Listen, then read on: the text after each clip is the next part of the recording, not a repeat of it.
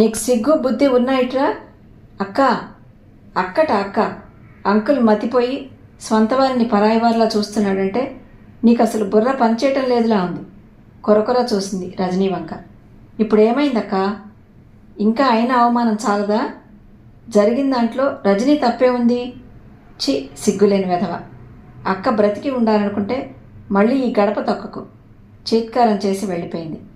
ప్రేమ్ బయటకు వచ్చాడు. జాన్, ఆయనకు లేని అభిమానాలు మనకెందుకు? నిర్మోహమాటంగా ఇంట్లో నుండి వెళ్ళిపోమ్మని చెప్పటం నీకు సంతోషంగా ఉందా? అన్నయ్య. రజనీ ఆశ్చర్యంగా చూసింది. రజనీ, మమ్మల్ని అపార్థం చేసుకోకు.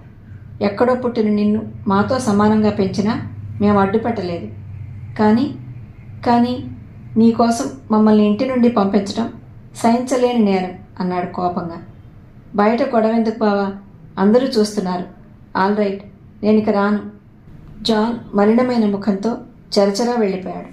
అన్నయ్య, నువ్వు ఎన్ని తిట్టినా సహిస్తాను. దయచేసి ఒక్క మాట చెప్పు. నేనెవర్ని? మా పాలిటి శనివి. నువ్వు ఎవరో ఏమిటో అన్నీ మీ డాడీని అడుగు, చెబుతారు. నిరసనగా అని భర్తను రమ్మన్నట్టు కళ్ళతోనే చూసి వెళ్ళిపోయింది క్లారా.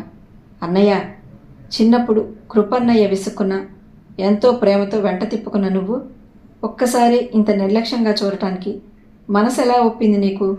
ప్రామిస్ చేస్తున్నాను, నాది కాదని తెలిసిన వస్తువేది నాకొద్దు. చెప్పన్నయ్యా, నేనెవర్ని? నన్ను డాడీ పెంచారా? మమ్మీ తీసుకువచ్చిందా? రజనీ అడిగే తీరు చూస్తే అతని కళ్ళల్లో నీరు తిరిగింది. ఒక అమాయకురాల్ని క్షోభ పెట్టే అధికారం తనకు లేదేమో అనిపించింది.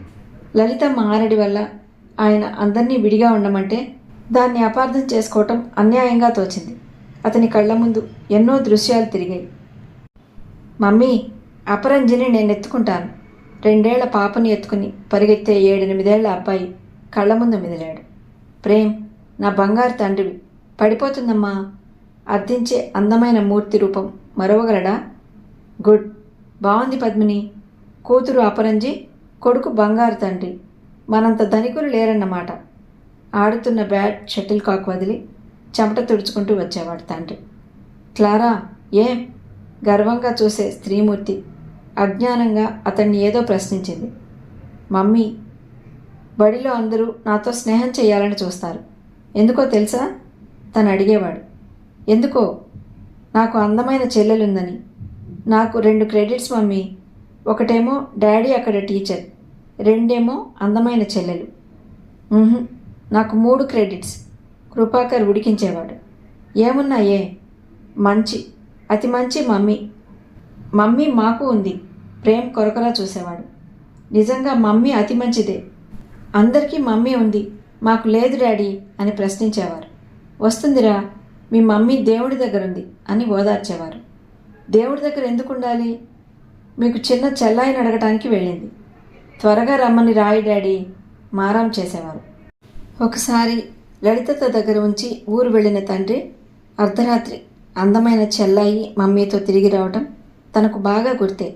చాలా నాళ్లకు ఆమె తన మమ్మీ కాదని తెలిసినా ఆమె ప్రవర్తన వల్ల కాదని అనుకోలేకపోయాం. ఈ నిరసన భరించలేక రజనీ ఏదైనా అఘాయిత్యం చేస్తే ఆ మాతృమూర్తి సహించగలదా? Baby, forget it. నువ్వు డాడీ కూతురువి, మా చెల్లాయివి. కన్నీటితో అక్కున చేర్చుకున్నాడు. అన్నయ్య, నువ్వేమడిగినా చెప్పగలిగే స్థితిలో లేనమ్మా అన్నాడు. ఇద్దరూ లోపలికి వెళ్ళారు. ప్రేమ్ ఆమె భోజనం చేసేదాకా వదలలేదు. అతను వెళ్ళి పడుకున్నాడు. రజనీని నిదురాదేవి వెలివేసింది. బీరువా తీసి తల్లి చీరలు ఒకసారి సర్దింది. నగలు చూసింది. క్రింది అరలో జయకర్ డైరీలు కనిపించాయి. మెల్లగా వణుకుతున్న చేతితో అవి తీసింది. అలా తీయటం తప్పని తెలుసు, కానీ తీయక తప్పలేదు. ఆ తప్పుకు ఏ శిక్ష అయినా అనుభవిస్తుంది, కానీ ఈ ఉత్కంఠను భరించలేదు. పాతవి తీసి తను పుట్టిన సంవత్సరం గల డైరీ తీసింది.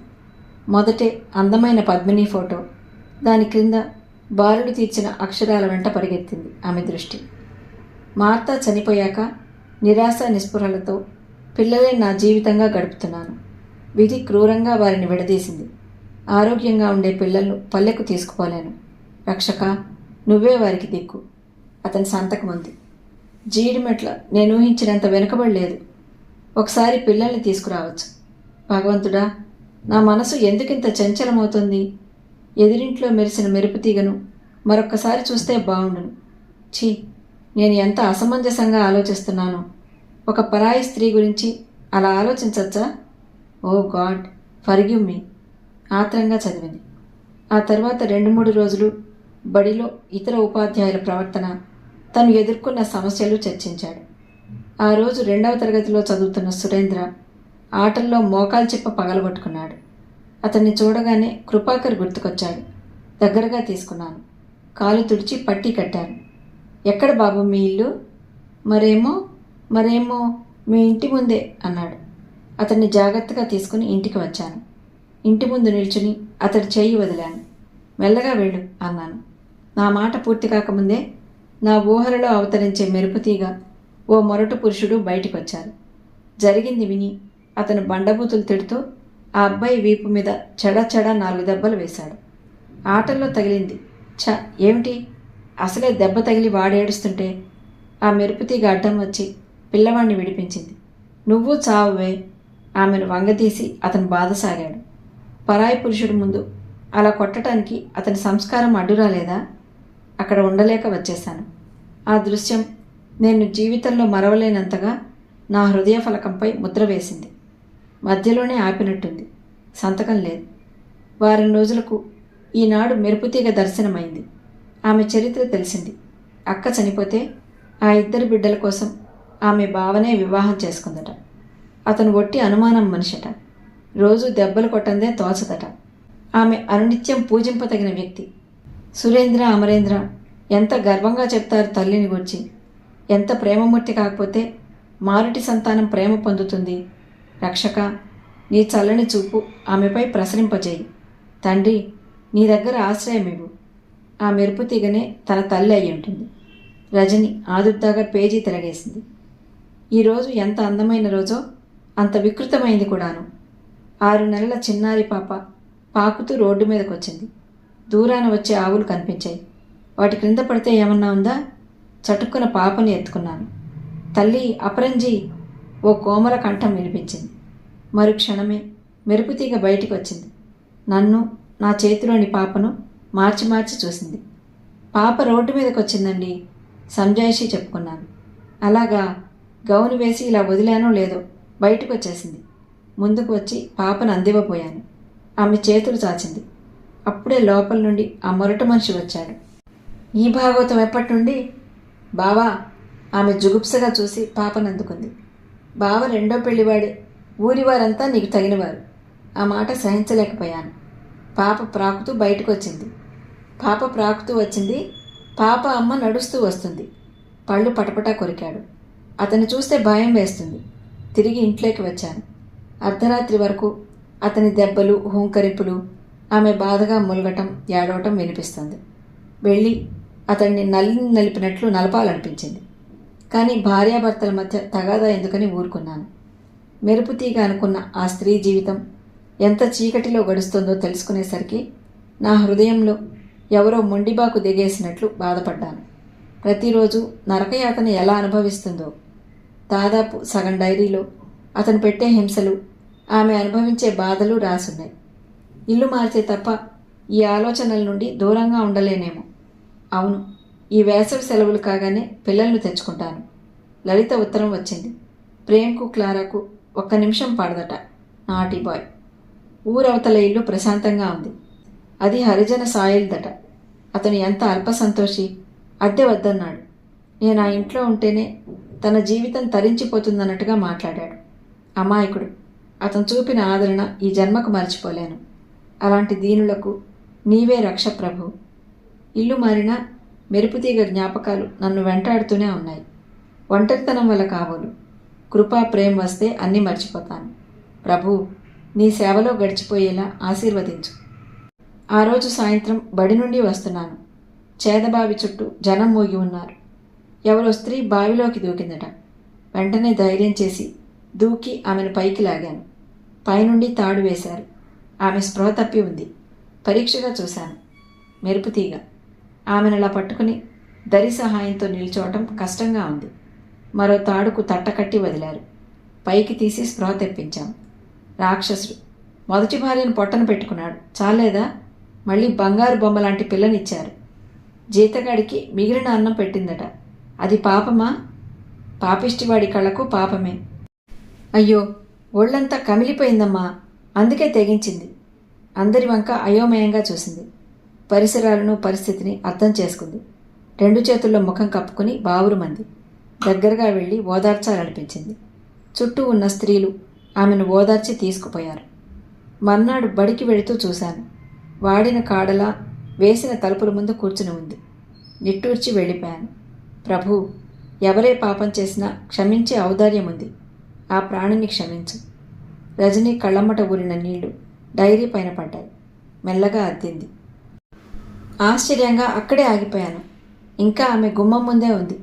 సాయంత్రం వచ్చేటప్పుడు మాత్రం ఆమె లేదు. ఆ సాయంత్రం బస్సుకు వెళ్ళి పిల్లలను తీసుకురావాలి. త్వరగా ఇంటికి వచ్చి ఆశ్చర్యంగా స్థాణువులా నిలబడిపోయాను. బోసినోట్తో చిరునవ్వులు ఒలికిస్తూ అపరంజి నా ఇంటి ముందు ఉంది. పాపనెత్తుకుని వరండా వైపు చూసి ఆశ్చర్యపోయాను. మెరుపుతీగ స్పృహలో లేనట్టు పడింది. చాపపరిచి ఆమెను చాపలోకి దొర్లించాను. కాఫీ త్రాగించాక కళ్ళు విప్పింది కానీ మాట్లాడలేదు. ఆమెను తీసుకువెళ్ళి పక్క ఊరి మిషన్ ఆసుపత్రిలో చేర్పించాను. భగవంతుడా, నీ బిడ్డను రక్షించుకో. రజని వెక్కి వెక్కి ఏడ్చింది. పాపను తీసుకుని భూపతి గారింటికి వెళ్ళాను. పిల్లలు మాస్టారు అంటూ చుట్టుకున్నారు. నా చేతిలో పాపను లాక్కుని ముద్దులు పెట్టుకున్నారు. భూపతి వచ్చి నిర్దాక్షిణ్యంగా పసివారిని దెబ్బలు కొట్టి నన్ను నానా మాటలు అన్నాడు. పాప తల్లి ఆసుపత్రిలో ఉంది. పాపను ఏం చేస్తారని అడిగాను. అతను పాపను దూరంగా నెట్టి తన కోసం 2 చచ్చిపోయిన వారేనన్నాడు. 4 పిలిచి విషయం చెప్పాను. అతని పట్టు అతనిదే. ఎవరి మాట వినడు. ఈ త్రాష్టుడు నా భార్యను లేవదీసుకుపోయాడంటూ గోల ప్రారంభించాడు. తల తిరిగిపోయింది. పాపను తీసుకుని ఇంటికి వచ్చాను. Oh God, lead me to right path. నాకు దారి చూపించు ప్రభు. కళ్ళు తుడుచుకుని ఆ తర్వాత తారీఖులు చూసింది. మెరుపుతీగ పేరు పద్మినట. పుట్టింటి వారెవరూ లేరట. పినతండ్రి అప్పచెల్లెనని పెంచి వరుసకు బావైన భూపతికి ఇచ్చాడట. భూపతి స్వభావం తెలిసే బరువు దింపుకోవాలని అక్క పెళ్లి చేశాడట. అక్క చనిపోగానే మళ్ళీ చెల్లెల్నిచ్చాడట. అతను కర్కోటకుడే కాదు, అనుమానం మనిషట. ఆడదంటే కాలు క్రింద నలిపివేయాలనే తత్వం కలవాడట. పద్మిని, మీ పినతండ్రికి ఉత్తరం రాయినా అన్నాను. ఆమె క్షణం ఆలోచించింది. నా పేరు పద్మ. అతను నన్ను రానివ్వడు. మీకు మిషన్ కాంపౌండ్స్ ఎన్నో తెలుసు. ఏ చిన్న పని ఇప్పించినా చేసుకుంటాను. దయచేసి ఈ ఒక్క సాయం చేయండి అన్నది. ఆ చూపులు ఎంత దీనంగా ఉన్నాయి, ఎంత వ్యధతో నిండి ఉన్నాయి. God save the child. Rajani ఆతృతగా మరోసారి కళ్ళు తుడుచుకుంది. పద్మినిని మిషన్ కాంపౌండ్లో చేర్చాను. నాకెంతో తృప్తిగా ఉంది. ఆమె పద్మ అని చెప్పినా పద్మిని అని పిలవాలనిపిస్తోంది. స్వీట్ బేబీ 2 రోజులకే నన్ను వదలలేకపోయింది. ఆ తర్వాత 5-6 కాగితాల నిండుగా తన స్వంత బాధలున్నాయి. పిల్లలను తీసుకురావడానికి వెళితే 2 డయేరియాతో బాధపడుతున్నారు. ప్రభు, ఏమిటి పరీక్ష అంటూ బాధపడ్డాడు. ఆ రోజు పద్మినిని చూద్దామని వెళ్ళాను. సిస్టర్ సిసిలియా పిలిచింది. ఆ అమ్మాయి చాలా బలహీనురాలు. మంచి ఆహారంతో మందులు ఇప్పిస్తే మంచిది అన్నది. నాకేం తోచలేదు. ఆమెను గాలికి వదలాలి అనిపించలేదు. నా వెంట తీసుకువచ్చాను. అడగలేక నా దగ్గర ఉండమని అడిగాను. ఆమె కన్నీటితో నా పాదాలు అభిషేకించింది. అది నేను ఆశించని చర్య. నా జీవితం పద్మినితో ముడిపడిపోయింది. ఆ క్షణంలో ఆమె కళ్ళల్లో మెదిలిన భావాలు వర్ణించలేను. ఆమెకు ఎన్నో చెప్పాలని ఉన్నట్టున్నది. కన్నీటితో ఆరాధనగా నా వంక చూస్తూ ఉండిపోయింది. నా పరిస్థితి అలాగే ఉంది. ఆమెను హృదయానికి హత్తుకుని మౌనంగా కన్నీరు కారుస్తూ ఉండిపోయాను. అలా ఎంతసేపు ఉన్నామో మాకే తెలియదు. తన ఉనికిని గమనించలేదని కాబోలు. అపరంజి తన భాషలో ఏదో మాట్లాడుతూ వచ్చి ఒడిలో కూర్చుంది. పాపను స్వీకరించాను. Almighty, lead me. అపరంజికి అర్థమైంది తను ఎవరో. ఆమె దృష్టి మళ్ళీ అక్షరాల వెంట పరుగులు పెట్టింది. పద్మినిని చూసి పిల్లలు ఎంతో ఆనందించారు. అమ్మ దేవుడి దగ్గర నుండి వచ్చేసిందా డాడీ అంటూ ఆమెను చుట్టుముట్టారు. వారి ఆవేదనను ఆతృతను అర్థం చేసుకున్నట్టుగానే వారిని దగ్గరకు తీసుకుంది. లలితకు పాపతో తల్లిని తీసుకురావటం నచ్చకపోయినా అందాల పాప ముఖం చూసి కరిగిపోయింది. 10 రోజులలో అర్థమైంది పద్మిని ఎంత అందమైన రూపమో అంతకు రెట్టింపు అందమైన స్వభావమని. రజని చేతిగుడ్డతో కళ్ళు ఒత్తుకుంది. ఒక్కసారి బావురుమంది. జయాకర్ లాంటి ఉత్తమ పురుషుడు, దయామయుడు తనను కన్న తండ్రి కాదు అన్న నిజాన్ని ఆమె భరించలేకపోతోంది. డైరీ పక్కన పెట్టింది. డాడీ, ఓ డాడీ అనుకుంటూ పిచ్చిదానిలా లేచి తిరిగింది. ఆ క్షణం అతన్ని చూడాలనిపించింది. ఎంత ప్రేమమూర్తి! తన కోసం కన్నవారితో నిష్ఠూరం కొని తెచ్చుకోవటమే కాక వదులుకోవడానికి సిద్ధపడ్డాడు. డాడీ, క్రీస్తు మీలాంటి వారిలో జీవించి ఉన్నాడేమో అనుకుంది పదే పదే. ఆ రాత్రి ఆమె ఆరాటం, ఆవేదన ఎవరు చూసినా పిచ్చి పట్టింది అనుకునేవారే. అర్ధరాత్రి దాటాక నిద్రపోయింది. మర్నాడు లేచి వంటింటి వైపు వచ్చింది. 2 స్టవ్ల మీద క్లారా, కాంత వేరువేరుగా వంట చేస్తున్నారు. రజని గబగబా ముఖం కడుక్కొని వచ్చింది. క్లారాను జబ్బపట్టి లేపింది. క్లారా, ప్లీజ్ నా మాట విను. తెలియక ఏదైనా పొరపాటు చేస్తే నన్ను క్షమించు. అంతేగాని ఒక ఇంట్లో 2 పొయ్యిలొద్దు. ఇల్లు దొరికే వరకు తప్పదు ఈ బాధ నిర్లిప్తంగా అన్నది క్లారా. అలా గదిలోకి వెళ్దాం పదా. మాట్లాడతావో పోట్లాడతావో నీ ఇష్టం. కాంత, వంట అందరికీ ఒకే చోట చేయవే అని ఆమెను లాక్కుపోయినట్టే గదిలోకి లాక్కుపోయింది. ప్రేమ్ లేచి కూతురుతో ఆడుతున్నాడు. అన్నయ్య, గుడ్ మార్నింగ్. Morning baby. అతను భార్యను రజనిని మార్చి మార్చి చూశాడు. టీ ఇక్కడికి తెమ్మంటావా? నువ్వు ఇక్కడికి వస్తావా అన్నయ్య? వస్తాను కానీ నీ కళ్ళేమిటి అలా ఉన్నాయి? వేడి చేసిందేమో, ఇక్కడికే తెస్తాను. కొన్ని విషయాలు మనం మాట్లాడుకోవాలి అన్నది. అతను భార్య వంక చూశాడు. ఆమె జవాబేం చెప్పలేదు. అతను బ్రష్ చేసుకుని వచ్చేసరికి టీ సరంజామాతో వచ్చింది రజని. మూలనున్న ముక్కాలి పీట ముందుకు జరిపి దానిపై టీ పెట్టింది. 1 కప్పు కలిపి క్లారాకిచ్చింది. నాకేం వద్దు. ముఖం తిప్పుకుంది. క్లారా, నా మాట విను. ఈ ఇల్లు నీది. నీ ఇష్టానికి వ్యతిరేకంగా ఏం జరగదు. నన్నేం చేయమంటావో చెప్పు. వేళాకోళం చేస్తుందనుకుని రోషంగా తల ఎత్తిన క్లారా రజనీ కళ్ళల్లో ప్రతిబింబించే నిజాయితీకి కరిగిపోయింది. కప్పు అందుకుని tea SIP చేయసాగింది.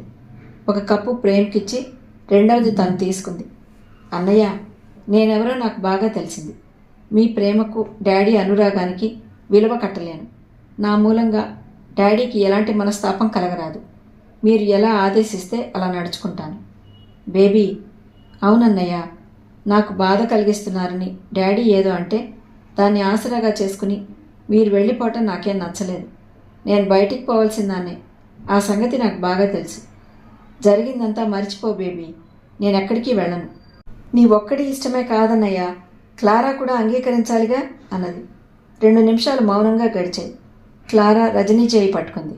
Rajani, please forgive me. నేనెంతో అనుచితంగా ప్రవర్తించాను. ఎప్పటిలాగే అందరం ఉందాం.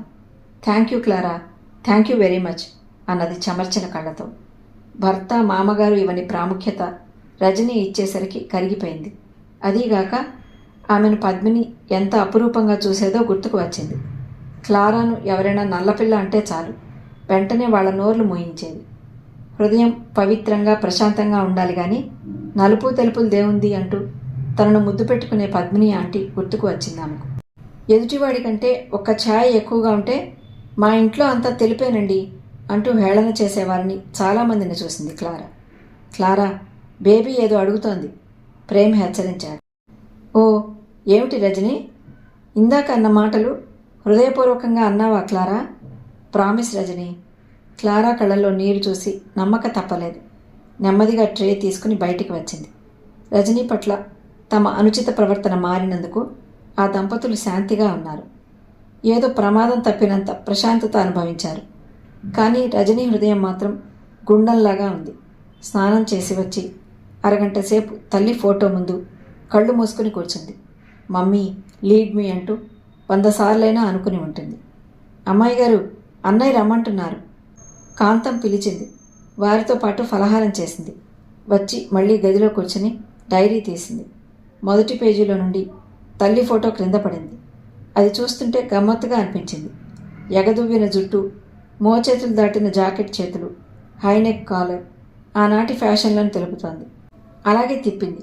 ఆ తర్వాత తనను సిటీకి షిఫ్ట్ చేయటం, పద్మినిని ఆరోగ్యవంతురాలు చేయడానికి పడిన పాటలు రాసుకున్నాడు. పద్మిని పిల్లలతో ఆడుతూ ఎప్పుడూ సురేంద్రను గుర్తుకు తెచ్చుకునేది. ఎంతైనా అక్క పిల్లలు.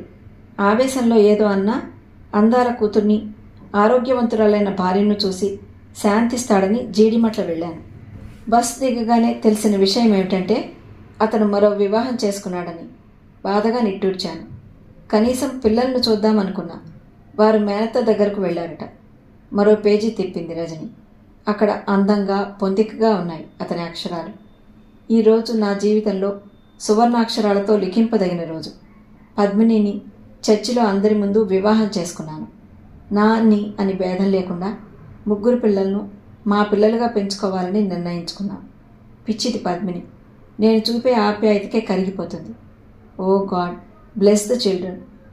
విద్యావంతులు, నాగరికులు అనుకునేవారు కూడా నిర్దాక్షిణ్యంగా మాటల ఈటలు విసురుతారని మొదటిసారి తెలిసింది. ఏమోయ్, మీరు కూడా నా పిల్లలు నీ పిల్లలు కలిపి మన పిల్లలు అనుకుంటున్నారా అని వెటకారం చేశారు. వాళ్ళు నిరాశావాదులు, విషపూరితులు. వారిలాంటి వారి మాటలకు విలువ ఇవ్వటం అనవసరం.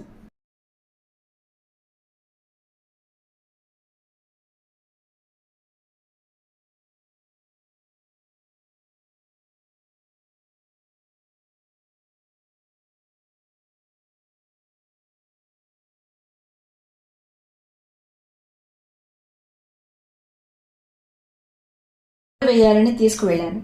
అపరంజి అని చెప్పాను. హెడ్ మాస్టర్ నవ్వారు. బేబీ బుగ్గ సాగదీశారు. మీ కూతురు అపరంజే కానీ అందరికీ నోరు తిరగదు అన్నారు. పద్మిని ప్రమేయం లేకుండా రజని అని రాయించాను. నాకది ఇష్టమైన పేరు. అమ్మాయి పుడితే పెట్టుకోవాలనుకున్నాను. తన అనుమతి, అంగీకారం లేకుండా పేరు పెట్టినందుకు పద్మినిని క్షమార్పణ కోరాను. దానికి 3 రోజులు అలక సాగించింది. అలకలో అందం, ఆనందం తెలిసి ఉంటే ముందే అవకతవక పనులు చేసి పద్మినికి కోపం తెప్పించేవాడినేమో. Lord, Rajani is innocent. Lead her to right path. రోజూ జరిగిన అనుభవాలు, అలకలు, బ్రతిమాలుకోవటాలు ఎన్నో రాసున్నాయి. అది ఆయన మనసుకు అర్థం. తను చదవరాదని పక్కకు పెట్టింది.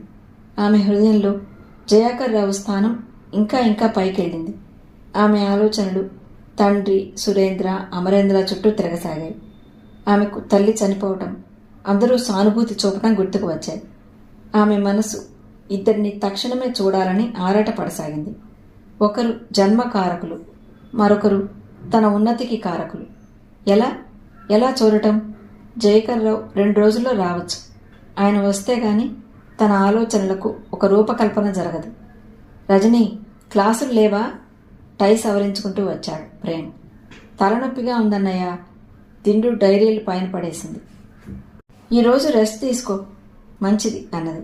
అతను వెళ్ళిపోగానే డైరీలు ఎక్కడివక్కడ సర్దేసింది. మనసంతా మైదానంలా ఉంది.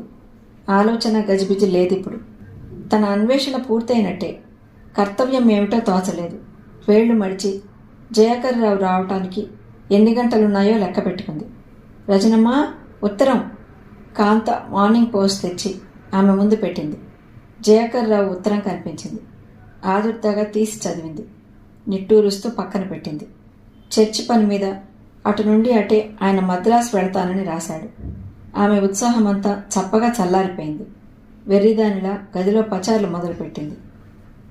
తను ఊహించని విధంగా తండ్రి మాట్లాడటం సహించలేకపోయాడు శరత్. ఇంతమంది పిల్లలు పుట్టాక, పెళ్లిళ్ళు చేశాక మీ అమ్మ వల్ల నేను సుఖపడింది లేదు. మంగమ్మ నాకు సుఖాన్ని ఇస్తుంది. మీరెందుకు అసూయపడాలి అంటున్నాడు. ఏ తండ్రి అయినా కొడుకును అడగవలసిన మాటేనా ఆ మాట? ఆ మాట వింటూనే స్పృహ తప్పిపోయిన జానకమ్మ ఇంతవరకు కళ్ళు విప్పలేదు. సుందరి ఏడుస్తూ తల్లి మంచం మీద కూర్చుంది. నాన్న, అమ్మ కోసం ఆమెను పంపేయండి. అమ్మకు తెలివచ్చాక మంగమ్మని ఇంట్లో చూస్తే బ్రతకదు అన్నాడు. శరత్, అంతగా వెళ్లాలనుంటే మీ అమ్మను తీసుకుని నువ్వే వెళ్ళిపో. నాన్న, ఎందుకు అరుపులు? నేను మీ సొమ్మేం తినడం లేదు. నేను సంపాదించింది ఖర్చు పెట్టుకుంటున్నాను. ఇదే మీ నిర్ణయమా? ఒకే మాట 10 సార్లు చెప్పే అలవాట్లేదు. నా ఇష్ట ప్రకారం ఉండదలుచుకుంటే ఉండండి. అతని ధోరణి చూస్తే చికాకు వేసింది. శరత్ మాట్లాడకుండా తండ్రి గదిలో నుండి బయటకొచ్చాడు. అతనికి తనపై తనకే కోపంగా ఉంది. ఈ విషయమై ఇదివరకే అన్నలకు అక్కలకు రాశాడు. ఆయన ఇష్టం, నీకంతగా బాధనిపిస్తే ఉద్యోగం చూసుకుని వేరుగా వెళ్ళు అని రాశారు. ఉద్యోగం అంత తేలిగ్గా దొరికితే ఎవరూ చెప్పకుండానే ఆ పని ఎప్పుడో చేసేవాడు. అబ్బా, ఏమిటమ్మా ఏడ్పు? ఇప్పుడేమైంది? తన చికాకంతా చెల్లెల మీద చూపించాడు. అమ్మ మళ్ళీ మనతో మాట్లాడుతుందంటావా అన్నయ్య? వెక్కుతూ అడిగింది సుందరి. ఎందుకు మాట్లాడదు? ఇంతకంటే ఎక్కువ జబ్బు చేసిన వారు బ్రతికారు. నువ్వు కాసేపు ఏడుపు మానేద్దు. సుందరి కళ్ళు తుడుచుకుంది. ఇద్దరూ తల్లి దగ్గరే కూర్చున్నారు. 2 గంటల తర్వాత జానకమ్మ మూలుగుతూ అమ్మా, అబ్బా అంది. శరత్ ఆదుర్దాగా తల్లిని పిలిచాడు. ఏమిట్రా అన్నది నీరసంగా. ఎలా ఉందమ్మా? నాకేమైందిరా? నీరసంలే. సుందరి, అమ్మకు పాలు వెచ్చపెట్టుకురా. సుందరి వెళ్ళి పాలు తెచ్చింది. జానకమ్మను లేపి పాలు త్రాగించారు. లేచి మాట్లాడితే మాత్ర ఇవ్వమన్నాడు డాక్టర్. మాత్ర ఇచ్చారు. 2-3 నిమిషాలు అటు ఇటు దొర్లి ఆమె నిద్రపోయింది. సుందరి, భోజనానికి రమ్మంటున్నారు మీ నాన్న. మంగమ్మ వచ్చింది. సుందరి ఆశ్చర్యంగా ఆమె వంక చూసింది. ఆమె వేషమే పూర్తిగా మారిపోయింది. చక్కని వాయిల్ చీర, గ్లాస్కో జాకెట్టు, జారు ముడితో, లూటికూర పౌడర్ వాసనతో శృంగార నాయికలా ఉంది. మొదట భయంగా తప్పుకుని తిరిగేది. శరత్ తండ్రితో తన విషయం చర్చించాక బాహాటంగా తిరగటం నేర్చుకుంది. తను ఆ ఇంట్లో ఒక బాధ్యత గల వ్యక్తిని అనుకుని పిల్లలకు ఏదో పురమాయిస్తూ అజమాయిషీ చేస్తుంది. అది చూసి జానకమ్మ విషయం గ్రహించి భర్తతో తగ్గు పెట్టుకుంది. మాట అనుకుని ఆవిడ పడిపోయింది. సుందరి, నిన్నే మంగమ్మ పిలిచింది. బేలగా అన్నవంక చూసిందామె. అమ్మ దగ్గర నేనుంటాను, నువ్వెళ్ళు, భోజనం చేసిరా. శరత్ సుందరిని పంపాడు. ఆమె లేవకపోతే అటు తండ్రి ఇటు అన్న కోపగించుకుంటారని లేచింది. శాస్త్రి గారు బల్ల ముందు కూర్చున్నాడు. రా అమ్మాయి, వడ్డించవే మంగ. అన్నట్టు ఓ 3 రోజుల పాటు వాడికి భోజనం పెట్టకు, అప్పటికి గాని రోగం కుదరదు అన్నాడు కసిగా. చిన్నవాడిపై కోపం ఎందుకులేండి? మంగమ్మ గరిటె పుచ్చుకొని జాలిగా చూసింది. నీకు తెలియదే, నేను చేసిన పెద్ద పొరపాటు ఆఖరి వాళ్ళంటూ వీళ్ళని ముద్దు చేయటం. వారికి కొమ్ములు వచ్చాయి. ఆయన అన్నం, నెయ్యి, పప్పు కసిగా కలిపాడు. సుందరి గుప్పెడు మెతుకులు పెట్టించుకుంది. ఆ ఇంట్లో పస్తు పడుకోకూడదని. ఆమె మనసు చేదు మింగినట్టుంది. నోరంతా ఎండుకుపోయినట్టుంది. చారు పోసుకుని కెలికింది అన్నం. ఏమిటో మీదంతా చాదస్తాం. అటు అక్కయ్య పట్టించుకోదు. ఏ వయసుగా ముచ్చట జరగాలి. సుందరికి వివాహం చేయరేమిటి? చెయ్యకపోతే వాడు ఉద్ధరిస్తాడే పిచ్చిదానా? చూస్తూనే ఉన్నాను. మరి కాస్త నెయ్యి వేసుకున్నాడు. సుందరికి ముద్ద దిగటం లేదు. మంగమ్మ వరస కలపటం బొత్తిగా నచ్చలేదు. తండ్రి భోజనమయ్యాక తను లేచి చెయ్యి కడుక్కుంది. సుందరి, మీ అమ్మ ఆరోగ్యంగా చలాకీగా ఎప్పుడు తిరిగిందమ్మా? నువ్వేం దిగులు పెట్టుకోకు. సినిమాకు వెళ్లాలనుంటే మంగనడిగి డబ్బు తీసుకో. ఆఖరు మాట సుందరికి వాత పెట్టినట్టయింది. తను సినిమా డబ్బులు మంగమ్మని యాచించాలా? కన్నీరు ఆపుకుని వచ్చింది. చాలాసేపు అన్నా చెల్లెలు మౌనంగా గడిపారు. 10 గంటలు దాటింది. పడుకో సుందరి అన్నాడు. అన్నయ్య, పాలైనా తాగు. అమ్మకు ఒంట్లో బాలేదు. తినకుండా పడుకోవటం ఏం బాగుంటుంది? అలాగే అన్నాడు. తల్లికి దుప్పటి సరిచేసి సుందరి వంటింట్లోకి వెళ్ళి లైట్ వేసింది. ఏనాడూ లేంది అన్ని అలమారాలకు తాళం కప్పులు వేలాడుతున్నాయి. పాలు, మిగిలిన పదార్థాలు పెట్టే మెస్ అలమరాకు కూడా తాళం వేసి ఉంది. ఆమెకు దుఃఖం ఆగలేదు. కోపం కూడా వచ్చింది. వెళ్ళి లేపుదాం, 4 అడిగేద్దాం అనుకుంది. వెంటనే ఆమెకు తండ్రి మద్దతు ఉందని గుర్తుకు వచ్చింది. మెల్లగా వెనుతిరిగి వచ్చింది. పాలు అయిపోయాయి అన్నది తల వంచుకొని. నువ్వేమంటావోనని తాగుతానన్నాను సుందరి. నాకు అసలు తాగాలని లేదు. ఇద్దరు తల్లి పక్కన మంచాలు జరుపుకున్నారు. అన్నయ్య, అమ్మకిలా ఉందని పెద్దన్నయ్యకు ఉత్తరం రాస్తే అన్నది. దక్షిణ పంపుతాడు. అదే చెత్తబుట్ట దాఖలా అవుతుంది. ఇప్పుడు అమ్మ మనం గుర్తున్నామా? ఈ వయసులో అమ్మకు పంతం ఎందుకు? సర్దుకు పొమ్మని వదిన సలహా ఇవ్వనే ఇచ్చింది. ఏమిటో ఇంకేదో చెప్పబోయి గుమ్మం బయట తచ్చాడుతున్న మంగమ్మను చూసి చప్పున అటు తిరిగి పడుకుంది. ఏమిటో 100కు 100 లైట్ బిల్లులు అవుతున్నాయి. కొనుక్కుంటూ లైట్ తీసేసింది. శరత్కు ఆవేశం ముంచుకొచ్చింది. లేచి 4 గంటించి నోరు మూసి బయట ఎత్తి పారేద్దాం అనుకున్నాడు. కానీ పరిస్థితులు తారుమారవుతాయని తెలుసు. ఏ చిన్న అలజడైనా తల్లి ఆరోగ్యంపై దెబ్బ పడుతుంది. మౌనంగా కోపాన్ని మింగాడు. అరగంట ఆరాటంగా గడిపాడు. నెమ్మదిగా సుందరిని పిలిచాడు. ఆమె గాఢ నిద్రలో ఉందని తెలియగానే తలుపు తీసుకుని బయట నుండి తాళం వేసి వీధిలోకి వచ్చాడు. తండ్రికి ఈ వయసులో ఈ విపరీత బుద్ధి ఏమిటో అర్థం కాలేదు. భూపతి ఒక రకమైన పిచ్చివాడు, తండ్రి మరో రకమైన వాడు. ఏం చేయాలో తోచలేదు. అతను అలా నడుస్తూ ఎక్కడికి వెళ్ళాడో కూడా అతనికి తెలియటం లేదు. ట్యాంక్ బండ్ నిర్మానుష్యంగా ఉంది. అప్పుడప్పుడు వచ్చే వాహనాల రుద తప్ప మరేం శబ్దం లేదు. దూరంగా కనిపించే వెంకటేశ్వర స్వామి ఆలయం, దానికి అమర్చిన బల్బులు అందంగా కనిపిస్తున్నాయి. నీటిలో కనిపించే దీపాల రూపాలు చూస్తూ ఆకలి, మంగమ్మ చేసిన అవమానం మర్చిపోయాడు. అలా ఎంతసేపు ఉన్నాడో తెలియదు. వాహనాల రొద కూడా తగ్గింది.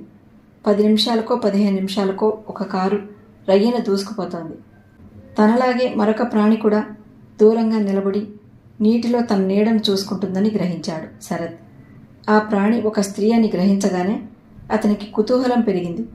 చకచక నడిచి వచ్చి టక్కున ఆగిపోయాడు. అక్కడ నిల్చున్నది మరెవరో కాదు, తన ఆరాధ్య దేవత, ఆశయాల గమ్యం అనుకున్న అపరంజి. అపరంజి, నా పేరు రజని అన్నది ఇటు తిరిగి శరత్ను చురుగ్గా చూస్తూ. సారీ, మీరు రిమైండ్ చేశారు, కానీ నాకు అదే పేరు గుర్తుకొస్తుంది అన్నాడు. జుట్టు వెనక్కు నెట్టి పిన్ను తీసి మళ్ళీ పెట్టుకుంది. జాన్ ఏడి? చుట్టూ చూశాడు శరత్. ఇక్కడ ఉంటానని అన్నాడా? మీరు ఒంటరిగా వచ్చారా? ప్రతి మనిషి ఒంటరిగానే వస్తాడు, వెళతాడు. ఈ బంధాలన్నీ మధ్య మనం సృష్టించుకున్నవి శరత్ గారు. ఒకేసారి వేదాంత ధోరణిలో మాట్లాడుతున్నారు. వేదం వేదాంతం అర్థమైతే అర్ధరాత్రి ఇక్కడ ఇలా బాధపడుతూ గడపవలసిన అవసరమే రాదు, నిట్టూర్చింది. అతను ఆమెనే పరికిస్తున్నాడు. మీ మనసు బాగాలేనట్టుంది. మీ మనసు బాగుందా? చిన్నగా నవ్వింది రజని. మనసు బాగాలేనప్పుడు ఇక్కడికి వస్తామని అనుకుంటున్నారా? అనుకోవటమేనా? నిజం కాదా? నిజమే, నిట్టూర్చాడు. చాలా రాత్రి అయింది, వెళదాం పదండి. రజని ముందుకు నడిచింది. మీ ఇల్లు దగ్గరే, మా ఇల్లు చాలా దూరం. నాకు వెళ్లాలని లేదు, కాసేపు కూర్చుందాం. అతను సిమెంట్ బెంచి పైన కూర్చున్నాడు. ఆమె వెళ్ళి మరో పక్కన కూర్చుంది. ఆమెపై ఈసారి వెలుతురు పూర్తిగా పడింది. తెల్ల బేస్పై ఎర్ర చుక్కలున్న మ్యాక్సీ వేసుకుంది. అశ్రద్ధగా అలంకారం లేక వదిలిన జుట్టుతో కూడా ఆమె మరింత అందంగా కనిపిస్తోంది. ఏమిటి ఆలోచిస్తున్నారు? ఏం లేదు, మాట తప్పించేశాను. ఏ సినిమా చూసినా, ఏ కథ చదివినా ప్రేయసిని ఎంత రసవత్తరంగా వర్ణిస్తారు. ఎదురుగా ఎలా వర్ణించాలో అసలు అర్థం కాలేదు. మీరు ఈ మధ్య జాన్ని కలవలేదా? లేదు. ఎందుకు? అతను మీకు ప్రాణ స్నేహితుడు కదా, ఏమైనా చెప్పాడా? మీరిద్దరూ ఏమైనా ఘర్షణ పడ్డారా? ఆరాగా అడిగాడు. జాన్ చాలా మంచివాడే, మరి అతని ప్రవర్తన వింతగా ఉందంటే అది నా పొరపాటే కావచ్చు. అపరంజి క్లుప్తంగా జరిగిన సంఘటన చెప్పింది. అలాంటి సంఘటనలు మామూలైపోయాయి. వయసు మళ్ళిన వారికే వక్రబుద్ధులు పుడుతున్నాయి. మీరది మనసులో పెట్టుకోకండి. నో, అలాంటివి అప్పుడే మర్చిపోతాను.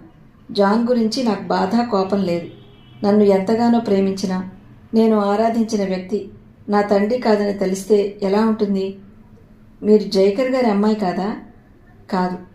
అది ఇప్పుడే తెలిస్తే ఎలా ఉంటుంది అన్నది నిస్పృహగా. మరి మీ కన్నవారు? అడగలేకపోయాడు.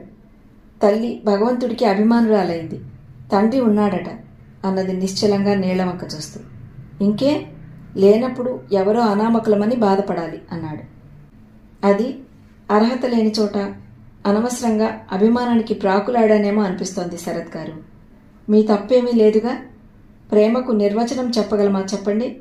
అర్హత అంటారా మనుషుల్ని బట్టి గాని మన సంబంధాల్ని బట్టి కాదు. కడుపు నిండుగా సుష్టుగా భోజనం చేసిన కన్నతండ్రి 3 రోజులు నాకు అన్నం పెట్టద్దని ఆదేశించాడు. కన్నవారి కన్నా మనసున్నవారే దగ్గరని నాకు అనిపిస్తూ ఉంటుంది అన్నాడు.